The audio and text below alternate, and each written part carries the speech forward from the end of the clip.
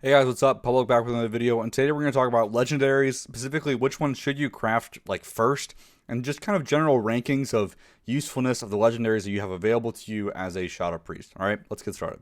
Okay, so first things first, let's talk about what legendary you should craft first and just kind of general rankings. I think, again, the sims are linked in the description below. A lot of that's being inferred based on that and all my hours play testing on beta.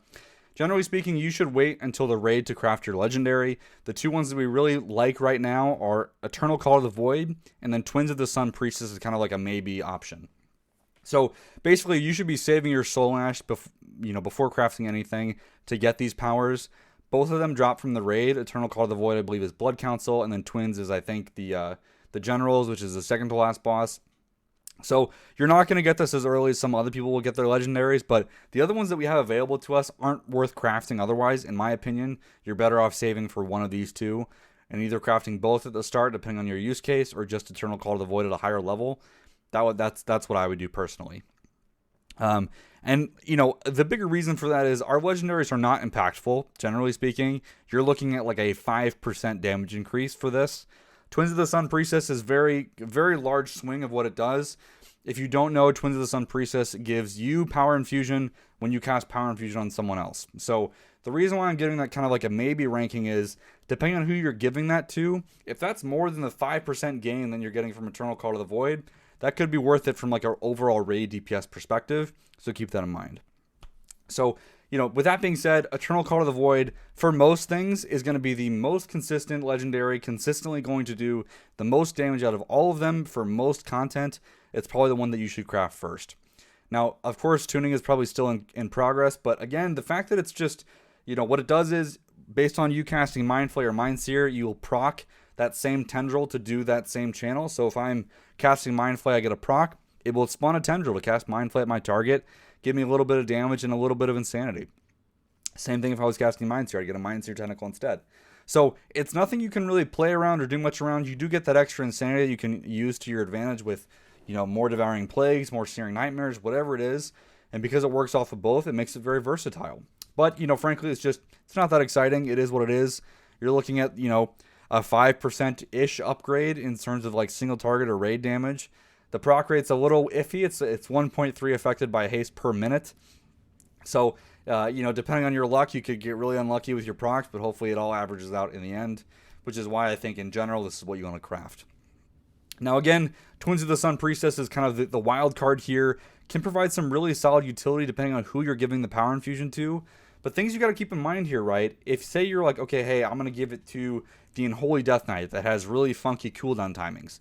Well, if you sacrifice using power infusion when it's best for you, and instead to give it to him when it's or her when it's best for them, you could actually be losing more damage than you'd actually be giving them. So make sure you're not really sacrificing your cooldown here to use it as weird timings, because it could actually mess you up more than you're expecting. So use with extreme caution here. This is not meant for every player, which is why I'm putting it in this wild card thing.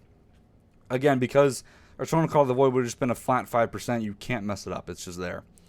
Now again, there are a lot of people talking about, I'll just call it a meme for what it is. If you had two Shadow Priests, both using this legendary, and then trading power infusions with each other for every Void form or whatever else it is, or a big Mega Void form, generally speaking, this is not worth to do. Do not do this. I think there are, very certain exceptions to this rule depending on timings of the fight, how long ads are out, whatever it is. This is not going to be worth it across the board for most people. There are just too many problems with this, and frankly, I'm pretty convinced that both of you having the Twins legendary would have been better off just giving that power infusion to someone else with your cooldown timings. That would have been a better raid DPS increase. That's how little this really matters, and this is kind of more my opinion than anything, but that's what it is. Look for like a big article detailing this out soon. I'll try to link it in the description when we get that finished, otherwise it'll be pinned in the Discord. So moving on then, so I've mentioned those are your two legendaries. You can stop the video now if that's all you care about. That's it, right? Now outside of that, I'm going to give the rest of the video. It has two categories. I have our useful legendaries and the ones that are probably never worth crafting. Okay, so let's start out with the useful ones. So and this is more alphabetical order than anything, or the order I saw them in Wowhead, so don't take the list as a ranking or anything, but just kind of a general pool. So first up, Norgannon's Sagacity, Sagacity, however you say that, I don't know. So this is a movement speed legendary. It's just fine for what it is if you want the extra movement. Is it a DPS increase? No, if you're playing perfect. Yes, if you suck at moving as a Shadow Priest. There you go, take it for what it is. Some mechanics force you to move at odd timings, so again, this could be an increase for very specific scenarios. I just want to call it out because it could work for some people. Moving on, 2 PvP legendaries I'm going to give honorable mentions to. I will caveat this with I know nothing about PvP. I'm just listing them here as options to maybe consider if that's something you want to do. But please go read a guide before you craft these. That's all I'm going to say. Not my guide, not someone else's. Zot's or whoever else knows about PvP. But Cephas Proclamation and Measured Contemplation are both reasonably okay legendaries for PvP as far as I know. For their use in PvE, I don't think they have any, at least right now as far as I'm seeing, so don't worry about those except for that. Now next up we have Stable Phantasma Lure, which to put it simply gives you more Phantasma inside of Torghast. This is a very special and very unique legendary. It has no effects inside of like a raid or a dungeon or whatever, simply inside of Torghast. But inside of Torghast it can be very, very powerful. Effectively it's giving you more Torghast currency to then purchase anima powers within Torghast. And again, anima powers can range in their value or like where you're buying them, but overall it can be actually very, very solid, especially if you're not getting a whole lot of value out of Eternal Call to the Void inside of Torghast. So think about crafting this kind of later on. Don't waste your soul ash early on it by any means, unless you only care about Torghast, then go for it. But you know, there it is. I do also want to mention Cauterizing Shadows, which is an interesting little healing legendary. It could be interesting for certain healing fights when you or fights on progression where you feel like you need more healing and the damage isn't helping. But the fight would also need adds for this to work. So I don't know. Well, I'm putting this in useful just because like a maybe category, but honestly, we're gonna have to see what this really looks out like. It might not get used like ever. So there it is. And then the last one, this kind of useful category that I want to bring up is Talbadar's Stratagem. I know a lot of you guys were rooting for this guy. Unfortunately, it doesn't look like it's going to make the cut. One, it's awkward to use more than anything. If you don't know, Mind Blast just gets more damage if that target has all 3 dots active. Unfortunately, this just is not enough to make it competitive in most scenarios. I will say it is more consistent than Eternal Call to the Void across the board, so that might be worthwhile, but like from the get-go, I don't think it's worth crafting because there's only 3-ish pure single target fights in the raid, and those are the only 3 you would ever maybe use this. So it's probably not worth crafting just for that reason, especially on Sire Denathrius or Generals, which are the last 2 bosses, arguably the most important. Now, that being said, if they tune the Psychic Link talent, that could change this. If they tune Mind Blast damage, that could change this, but for now, that's where we're at. I do want to make a small caveat here. This legendary does get slightly better if you are a Night Phase specifically. It's nothing, fantastic. If anything, it just starts equaling out Eternal Call to the Void more often than anything. But again, take it for a grain of salt. And that's purely because with Night Fae, on certain timings, you're getting more Void Form uptime, which means you get more Mind Blast out, which theoretically you're getting more benefit from this legendary. So again, it's a wild card. Maybe craft this third, but I mean, that's kind of where it's sitting right now. That's kind of where its value is at. Okay. I'm not going to explain the rest of these guys. The rest of these, for the most part, are probably never worth crafting as it stands right now. If you want more detail about it, feel free to ping me. It's just not worth talking about in the video, but Echo of Eonar, it's a utility legendary to say the least. It's just nothing, you're not going to notice it, right? Maybe the benefit you're giving to allies might make sense for the specific content you're doing, but far and beyond, not worth crafting. Judgment of the Arbiter, for the most part, when it's doing just by yourself, it's not worth it. You would need several people to have Judgment of the Arbiter to start considering it worth it. And then that's a whole can of worms of like, how much DPS you're losing or whatever, and it's just probably not going to make sense.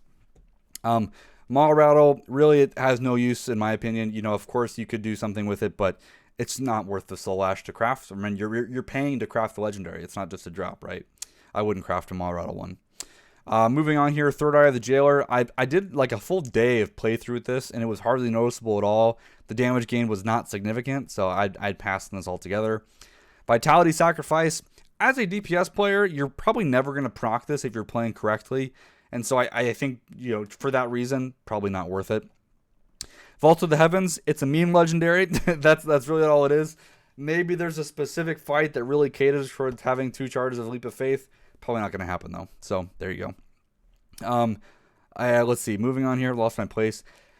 Unfortunately, Painbreaker Psalm, this is a shadow-specific legendary. This thing is terrible. It's absolutely terrible. I don't understand why you would use this whatsoever.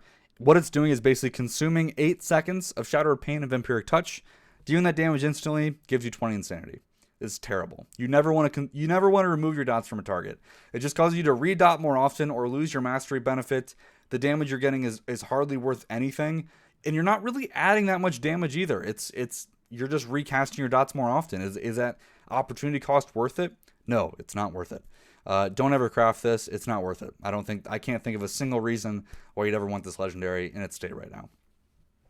And then, unfortunately, a very similar case, the last legendary on my list, Shadowflame Prism. So, Shadowflame Prism is another shadow-specific legendary that was unfortunately nerfed into the ground. I can't express to you guys how sad this is.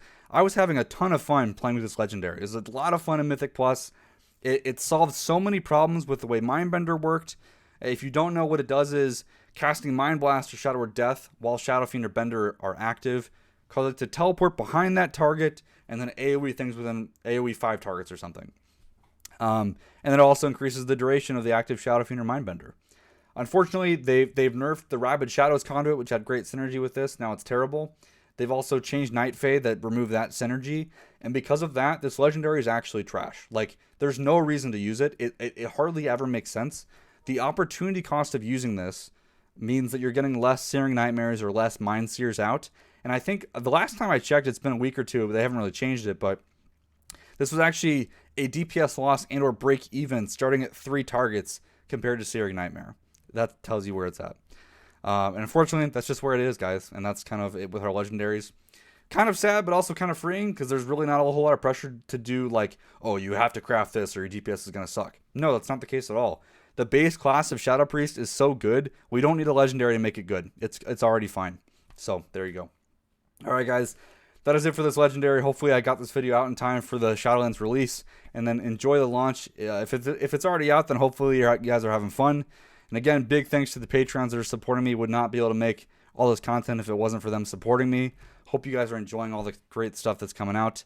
And we will see you in Shadowlands. This is probably the last video I'm going to be releasing for a little bit. I'll probably take a week off to just enjoy the expansion, enjoy the holidays, whatever else it is.